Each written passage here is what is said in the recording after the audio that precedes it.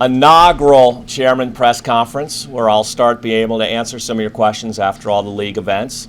But obviously this is a big week, a week that MMA changed for the better. I think it changed for the better for fans, changed for the better for fighters, changed for the better for commercial partners. With PFL acquiring Bellator, we now have the opportunity to continue to change the game. We've always been a disruptor. We've always been an innovator. We now have the fighter roster to become a co-leader in MMA.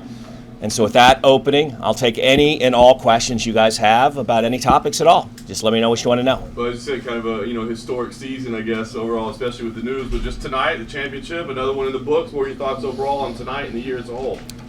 Well, just tonight, look, as a fan, I want to see more knockouts, right? But you can never control that. Look, you put 6 title fights on the line, you never know what's going to happen. But did I think the fights were high quality? Sure. But do I love La Problema fight the best? Yes, it's a knockout fight.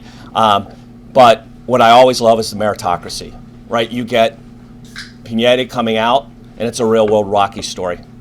Braga and Pineda, they're $10,000 fighters. They worked their way up from the Challenger Series. That's what PFL is all about. January this year, nobody in MMA knew who those 2 guys were, including you guys. And you know more than anybody in MMA. Forget the fans. Nobody. They're real-world Rocky stories. They won the Challenger Series, then they knocked off everybody to get their shot here. So I love that fight also. And that was a nice war, an unsurprising war. So to me, there are always great stories, whether they're champions or underdogs. But in the PFL, the best have to beat the best. But sometimes the unknown beat the best. And so I love that fight also. To the effort of finishing fights, I saw a lot of people online tonight saying, what about elbows, at least for maybe the championship fights? Obviously not during the season, but could we maybe look at tweaking the rule set a little bit for showcase fights and championship fights? Look, it's a great question. What I did say on Ariel's show is Bellator will follow the full-out rules. Because when you have one-off events, you don't need to protect like you need to protect for the season. In order to have 4 fights in a row, you cannot have the elbows. And it seems weird to change those rules for the championship. It's almost like playing different rules in the Super Bowl. So I think for now, it's really nice to have those consistent rules, but with the one-off event product now under the PFL umbrella, those will be a different set of rules, and you'll have not only no uniforms there, but elbows there. Yeah. 2 last ones for me real quick. We don't normally get to talk about matchmaking because the season does it, but now you get to, right? So with Problema, you mentioned you loved his fight. He said he likes Ngannou. Obviously, you've got Bader as the reigning champion with Bellator. So what are your initial thoughts there? Do you do champ versus champ? Do you put him in the Ngannou mix? What's the thought? Initially, champ versus champ. Everybody's earned that. You've got to deliver what everybody's earned. So champ versus champ, right down the line. And then after that, it's all fair game. Right. But also we have a little bit bigger plans for Francis that we're trying to put together. We'll see if we can put those together. But then after the champ versus champ, then we'll see what happens. Well, that kind of leads me to my last question then. Does that apply as well to Larissa and Cyborg? Because, Kayla's the fight that a lot of people didn't want to see, but Larissa is the champion in that division. So is it champ versus champ down the line there as well? It's champ versus champ. Well, Larissa's earned that, but will Cris then fight Kayla in 2024? 100%. That is going to happen. Cris will have 2 fights in 2024. Kayla have 2 fights in 2024. One of those will be Cris against Kayla. But we think that Larissa has earned that. Once again, you have to give them champ versus champ. Cris is the champ of Bellator. Larissa's the champ here. So you've got to see that fight happen first. And then coming out of that, though, you'll see Cris Cyborg against Kayla Harrison as the next fight in 2024. Hi, Donn. Just coming off of that, was there a reason why Cyborg wasn't here to do the face-off? I think everyone really liked those face-offs and noticed that she was one of the only ones not here. Yeah, there were about half the fighters that could make it and about half couldn't. We weren't able to invite him until 3 days ago. The deal didn't close until Saturday. We didn't make the public announcement until Monday. It's obviously a holiday week. So even you saw Ryan Bader was able to make a Zoom appearance but couldn't come here. So we were able to invite everyone, but only half could make it. We're only rolling this out to our employees on Monday, and the Bellator employees on Tuesday. So we're really pleased that even 4 champions could make it. Is there any worry that Cris might retire and not come into the season? Because I know that she's boxing. She's talked about potentially retiring. Is there any fear about that, or have you had talks with her? We have not had talks with her yet, but Cris wouldn't be in the season. She would be on the pay-per-view or the one-off Bellator events, just like how Kayla wasn't in the season this year. So both, Kayla and Cris would just be in the one-off events next year, not the full PFL season for sure. And in terms of retirement, You know, we haven't talked to her, but all fighters always know when they do and don't want to fight, and that's not anything that we ever control. But I think she signed a big contract. I think she wants to add to her legacy. I don't think she needs to do anything to earn her legacy. Her record speaks for itself. I mean, she's one of 2, 3, 4 the best to have ever done it in the female MMA community. But I think she'd love the opportunity. We have 2 of the greatest fighters in the world, in Kayla and Larissa, that she's been tested against in the last 5 years. Who would want to do that? Last one for me. Kayla was back here and she mentioned that she did not want to wait around for Cris. Do you have a plan for her in the meantime? If Cris is going to be fighting Larissa? We will develop a plan for her in the meantime. You know, Kayla has earned the right to fight the best, and we'll make sure that she is happy and that she has really, really good fights. All right, 2 questions here. Now with the acquisition of Bellator, is it going to be one big fighter pool, or are we going to separate it? Like have a Bellator conference, a PFL conference? Yeah, great question. Think of it as one big fighter pool. So separate 3 things that we've talked about. All fighters now are PFL/Bellator fighters. One company, one fighter pool.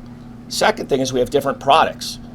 So we have a league season, we have now one-off events, and we have pay-per-view super fights. So there's 3 different ways that one pool of fighter can fight. Which product is right for the fighter and for the fans? And lastly, we have different brands.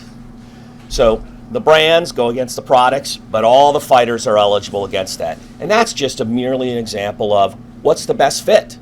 Some fighters don't want to fight 4 times a year. Some can't. That's why we have the different products in terms of the one-off events and the super fights. And now the super fights, as you're talking about, the big names, the Ngannous, the Jake Pauls, do we have any timetable on when we're going to bring them into the picture? Yeah, we've been pretty consistent on this. So Jake Paul is Q4 of 2024. He needs a full year to train. He started training about a month ago. There's 2 to 3 really interesting fights that we're working on with Nikisa and Jake, but I think that is October or December of next year. Francis, 2 possibilities, early or late, and that's opponent-driven. We don't want to force him early to have a worse opponent, but I think he'll either be, call it March timeframe or October timeframe. But both will fight in 2024 in the PFL. It's just what is the right opponent, and we don't want to force it. All right, thank you. Donn, you made a lot of fundraising calls this past year. What is it that actually stuck with investors and had this big round of funding coming in? Yeah, it's a really great question. Most people understood that MMA is big enough for more than one leading company. It's not a United States sport, it's a global sport. And when you look at the global fan base, all of you know there's 650 million fans. UFC, a great company, but they put on 40 events and they do a different approach and a different product than PFL.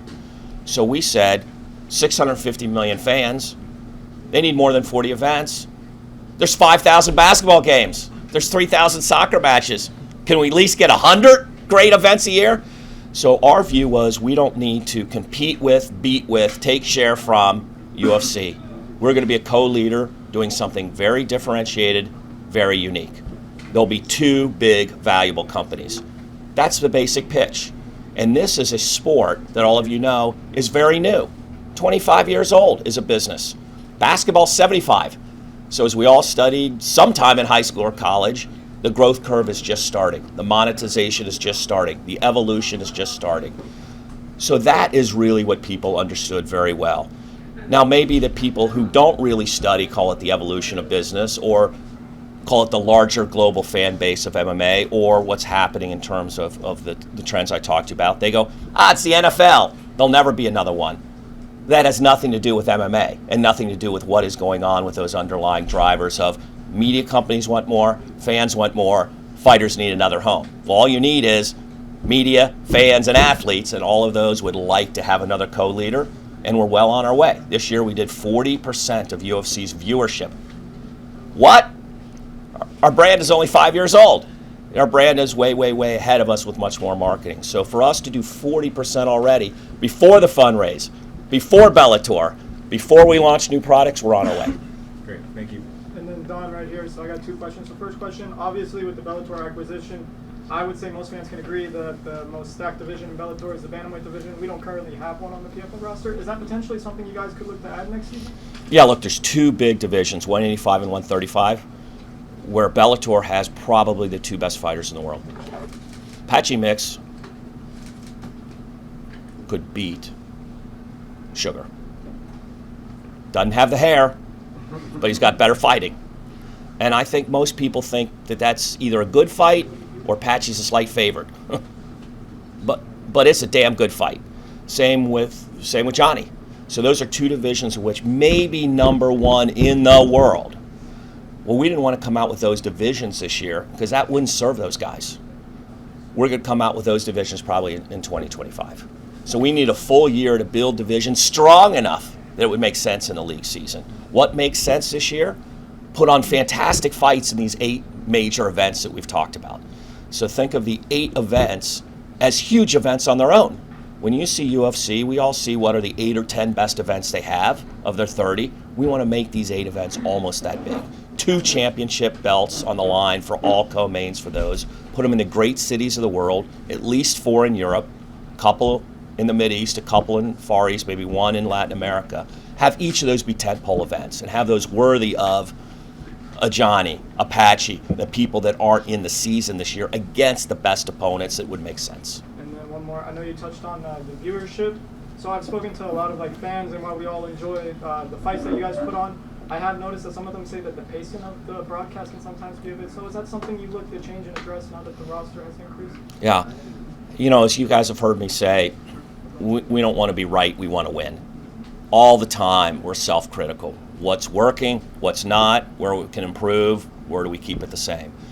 We've looked to try to balance storytelling with pacing.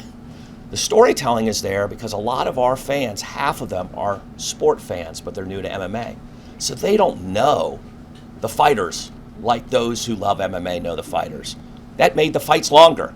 So you see we've taken some of that storytelling out, pushed it through social and digital channels earlier, but taken it out of the broadcast. Do we take more of that out to give you more action right in a row? We're always looking at that kind of stuff. But this year, half of our viewing audience was new to MMA. That's why ESPN's liked us. We're actually growing the sport and the fan base. But as my mom always says, no free lunch. The more you do some storytelling to let people know about the fighters, the more time there is between fights. But are we always talking about it after every time? Yes. We're always talking about all these trade-offs and trying to say, what do fans find the best trade-offs? And we'll always keep looking at it. Donn, what can you tell us about... Yeah, here and then here. What can you tell us in terms of the conversations you've had with the Bellator fighters so far? Obviously, it's just been a week since everything was finalized.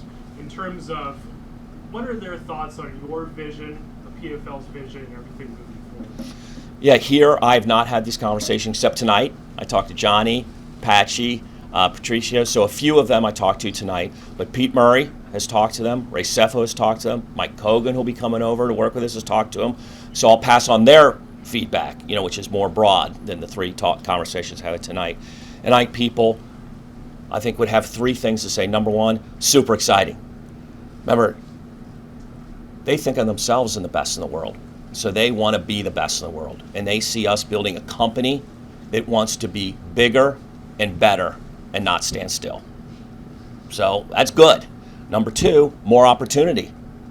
Bellator was not growing with opportunity, not growing with more fighters, not growing with more events, not growing, with more divisions. So more opportunity. And number 3, like all of us, hey, what's it mean for me? And I got a little bit of anxiety until I know what it means for me.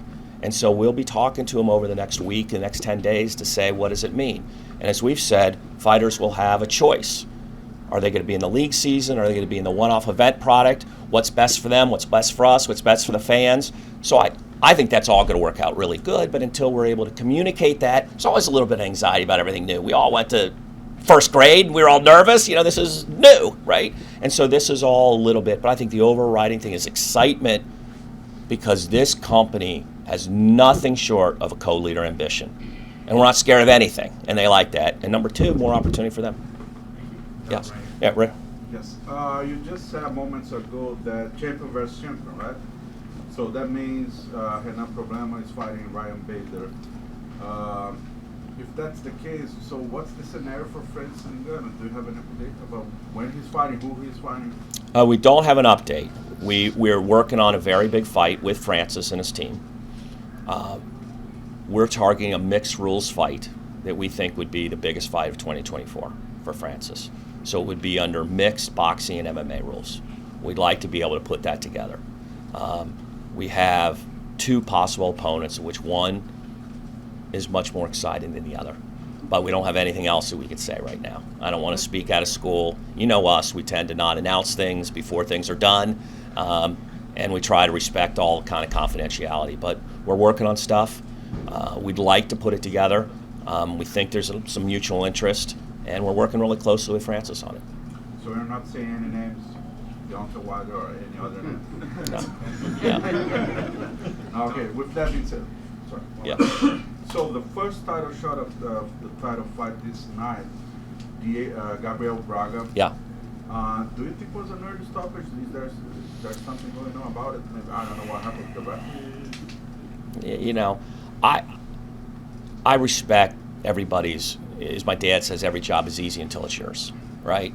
And so you have to defer to the experts. I don't like anything that's on the early side. You know, you'd always like the late side, but then you worry about safety. So, you know, I have the same things that you guys think about all the time. You know, in hindsight, when you review the TV, you always like never to have anything stopped early. I haven't seen any of the replays yet to be able to comment on that.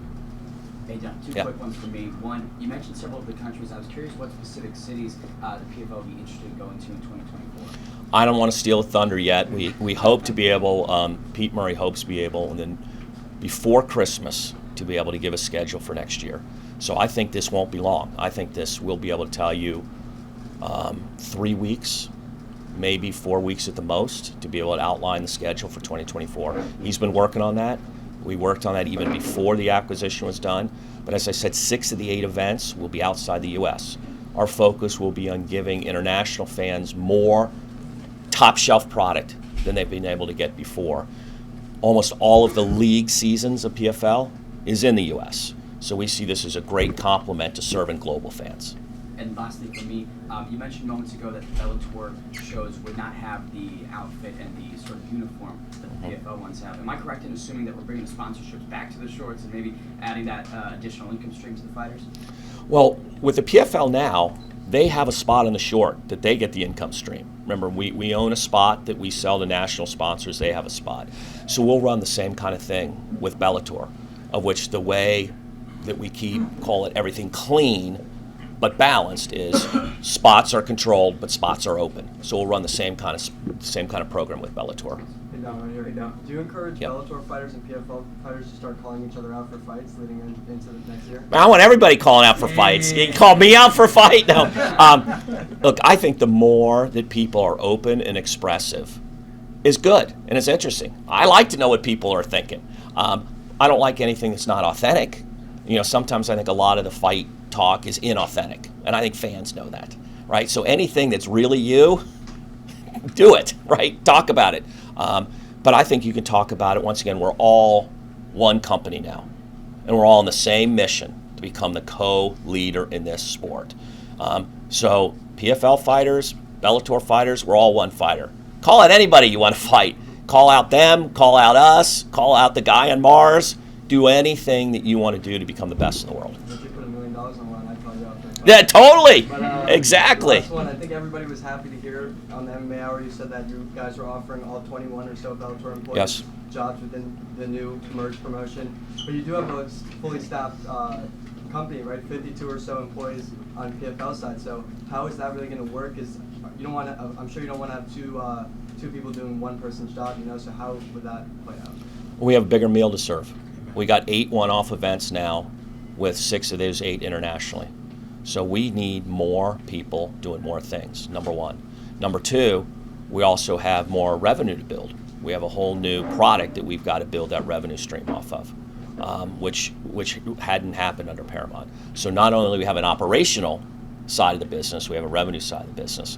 So we definitely need the bodies to do that. So we've told anybody who wants to work as relentless as we have, to go from 0 employees, 0 fighters, and 0 fans in 5 years to what we're talking about today, man, we can use all the bodies we can get. We got spots for you. Hey, Donn, just Yeah. one for me.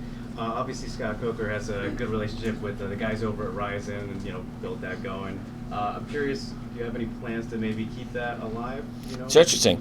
I reached out to Rizin 2 weeks ago, and I let them know that we'd be glad to talk to them, and we had one open spot on 2024 that we hadn't even booked the event yet. And if they'd like to talk to us about that, we'd be open to doing that. That was a huge, successful event, and we want to continue to do things different.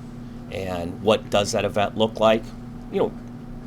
TBD. But that event itself, I think, was interesting. That event was huge. You guys know that. You saw that event. So we've reached out and let them know that we're glad to talk about that, even as soon as putting it in the third or fourth quarter of next year. Hey, Donn. Yeah. So you mentioned the word top shelf product and the word revenue. So what's the potential or possibility of us getting a PFL video game that comes to consoles? So look, we want to do more intellectual property and more content in more places. Why? We got to grow our brand. Everybody who sees the product says, awesome. But sometimes I go to the Verizon store, sometimes I go to Chick-fil-A, and I say, hey, do you watch the PFL? People go, what's that? And I go, ESPN Friday nights. They go, I love that, okay? But they don't know the PFL right away. So everything that we can do to have more content on more platforms with our brand, we do. Right now, we hadn't had the opportunity to do that with the right partner, but do we want to do that now that I think we're a little bit more established with a little bit more oomph? Yeah, we're going to look to do that next year. But we haven't had the opportunity to do that yet with the right partner, to be honest. Let's give Mike from MMA Junkie. Yeah. I tweeted out your comments about wanting to do Cyborg and Pacheco next, and Cris actually just responded saying lots of plans being made and announced. I've not had contact with anyone from PFL since news of the purchase. One thing I'll control is how my career finishes. So I guess just your thoughts on that response from her. Yeah, we're not booking anybody's fights without talking to them. But we're just doing a champions versus champions card, which any champion who wants to fight will be able to fight any other champion. Any champion that doesn't want to fight won't participate. We can't make anybody fight, right? So we're not planning anybody's career, whether they're in the PFL or whether they're in the Bellator, other than we're doing a champions versus champions card. And all champions who will show up will show up. All who won't show up won't show up. Yes. Tom right here. Yeah. How does it feel to come to DC and have a historic event such as this in the capital? Well, as many of you know, I live here, about 12 miles from here, Northern Virginia. I've been here about 25 years since I started working for America Online. And my first investor was Ted Leonsis, who was also my long-term business partner. Just so for me, it's less about the historic place and more about it takes me back to when we were nothing. And all of you have been nothing, and I've been nothing, and you try to become something. And you have a bunch of people tell you that won't work, you suck, no, or they don't even reply. We've all had that 1,000 times. And so what I like to know is on behalf of the fighters and the fans in our company, we're getting somewhere. We got a long way to go, but we're getting somewhere. And people said there'll never be another company other than UFC that's relevant, that's interesting, that's premium, that's good, that's global, that fighters want to be at, that media companies want to carry, or whatever other bad thing you want to say. And we're now there. So we've got a whole nother chapter, and then one other chapter after that. But we're relevant, and we're making a difference, and we're making a difference for a lot of people that care about MMA, and we're doing something different. And so that's really what I felt tonight, is to call it Chapter 1, check. Chapter 2, let's go. We got time for one more. Yeah. Let me hit it over here. Go ahead. Yeah. Quick question. So I know everybody asked about the divisions when they came to Bellator and PFL. So given that you guys do have a women's 125 and a men's 135 in the European series, Yes. Would it go? So if they were to win the championships over in the European series, would they face the Bellator champions as well? No, they wouldn't be ready to do that. Good question. As some of you have seen, in Europe, next year we're launching PFL Mideast in April. In 2025, we'll launch PFL Africa with Francis Ngannou as the chairman. Each of those areas start to build different divisions so that we can add other divisions into the season. And we want to not start from scratch because then they'll be too weak. But those champions win a spot, but they're not ready yet to obviously challenge somebody as top notch as a Bellator champion or a PFL champion. As great as they are, like Dakota or Cedric, they're not at that level yet, and they've got to earn that a little bit more. Let's give it up for Donn Davis. Thanks, guys. Appreciate you coming.